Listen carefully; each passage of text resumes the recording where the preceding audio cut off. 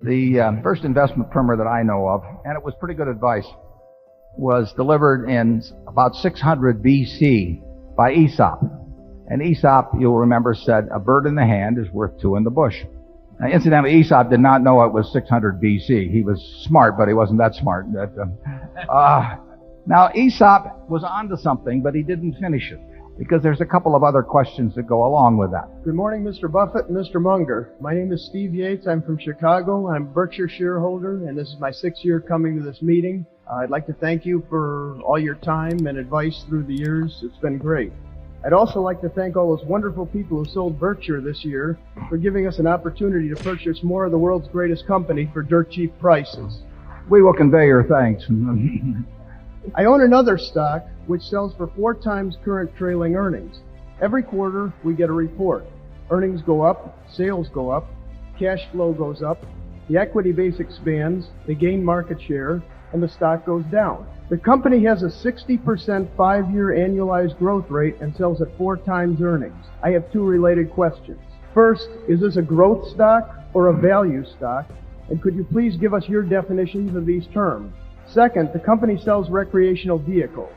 Demographic trends in the recreation and leisure areas, RVs, cruise lines, golf equipment, etc., seem to be quite good.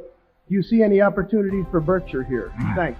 Well, the question about growth and value is we've addressed in past annual reports, but they are not 2 distinct categories of business. Every business is worth the present. If you knew what it was going to be able to disgorge in cash between now and Judgment Day, you could come to a precise figure as to what it is worth today. Now, elements of that can be the ability to use additional capital at good rates. And most growth companies that are characterized as growth companies have that as a characteristic. But there is no distinction in our minds between growth and value. Every business we look at as being a value proposition. The potential for growth and the likelihood of good economics being attached to that growth are part of the equation in evaluation. But they're all value decisions. A company that pays no dividends, growing 100% a year, is losing money now. That's a value decision. You have to decide how much value you're going to get. Actually, it's very simple. At the first investment primer, when would you guess it was written? The first investment primer that I know of, and it was pretty good advice, was delivered in about 600 BC by Aesop. And Aesop, you'll remember, said, "A bird in the hand is worth 2 in the bush." Now, incidentally, Aesop did not know it was 600 BC. He was smart, but he wasn't that smart. Now, Aesop was onto something, but he didn't finish it, because there's a couple of other questions that go along with that. But it is an investment equation. A bird in the hand is worth 2 in the bush. He forgot to say exactly when you were going to get the 2 from the bush, and he forgot to say what interest rates were that you had to measure this against. But if he'd given those 2 factors, he would have defined investment for the next 2,600 years. Because a bird in the hand is, you will trade a bird in the hand, which is investing. You lay out cash today. And then the question is, as an investment decision, you have to evaluate how many birds are in the bush. You may think there are 2 birds in the bush or 3 birds in the bush, and you have to decide when they're going to come out and when you're going to acquire them. Now, if interest rates are 5%, and you're going to get 2 birds from the bush in 5 years, we'll say, versus 1 now, 2 birds in the bush are much better than a bird in the hand now. So you want to trade your bird in the hand and say, I'll take 2 birds in the bush, because if you're going to get them in 5 years, that's roughly 14% compounded annually, and interest rates are only 5%.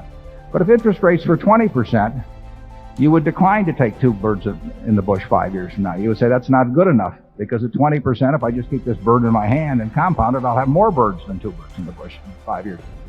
Now, what's all that got to do with growth? Well, usually growth people associate with a lot more birds in the bush, but you still have to decide when you're going to get them. And you have to measure that against interest rates, and you have to measure it against other bushes and other equations. And that's all investing is. It's a value decision based on what it is worth, how many birds are in that bush, when you're going to get them, and what interest rates are. Now, if you pay $500 billion, and when we buy a stock, we always think in terms of buying the whole enterprise, because it enables us to think as businessmen rather than as stock speculators. So let's just take a company that has marvelous prospects, is paying you nothing now, and you buy it at a valuation of $500 billion. Now, if you feel that 10% is the appropriate rate of return, and you can pick your figure, that means that if it pays you nothing this year, but starts paying next year, it has to be able to pay you $55 billion in perpetuity each year. But if it's not going to pay until the third year, then it has to pay you $60.5 billion in perpetuity to justify the present price. Every year that you wait to take a bird out of the bush means that you have to take out more birds. It's that simple. And I question in my mind sometimes whether people who pay $500 billion implicitly for a business by buying 10 shares of stock at some price are really thinking of the mathematics implicit in what they are doing. To deliver, let's just assume that there's only going to be a 1-year delay before a business starts paying out to you, and you want to get a 10% return and you pay $500 billion. That means $55 billion of cash that they have to be able to disgorge to you year after year after year. To do that, they have to make perhaps $80 billion or close to it pre-tax. Now, you might look around at the universe of businesses in this world and see how many are earning $80 billion pre-tax, or 70, or 60, or 50, or 40, or 30, and you won't find any. So it requires a rather extraordinary change in profitability to give you enough birds out of that particular bush to make it worthwhile to give up the one that you have in your hand.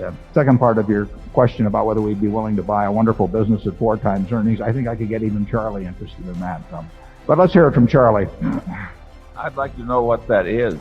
He was hoping you would ask that, the fellow that's got all his net worth in his stock and who has a captive audience. Tell us what it is. You got to tell us. We're begging you. You want the name of the company? We want the name of the company. We're dying to get the name. Wait till I get my pencil out. Okay. It's called National RV, and it's based in California, and they sell recreational vehicles. Okay, well, you've got a crowd of people who have birds in the hand, and we will see what they do in terms of National RV. Charlie, do you have anything further on growth and value, etc.? Watch him carefully, folks. Well, I agree that all intelligent investing is value investing. You have to acquire more than you really pay for, and that's a value judgment. But you can look for more than you're paying for in a lot of different ways. You can use filters to sift the investment universe. If you stick with stocks that can't possibly be wonderful to just put away in your safe deposit box for 40 years, but are underpriced, then you have to keep moving around all the time. As they get closer to what you think the real value is, you have to sell them and then find others. And so it's an active kind of investing. The investing where you find a few great companies and just sit on your ass because you've correctly predicted the future. That is what it's very nice to be good at. The movie was G-rated even though.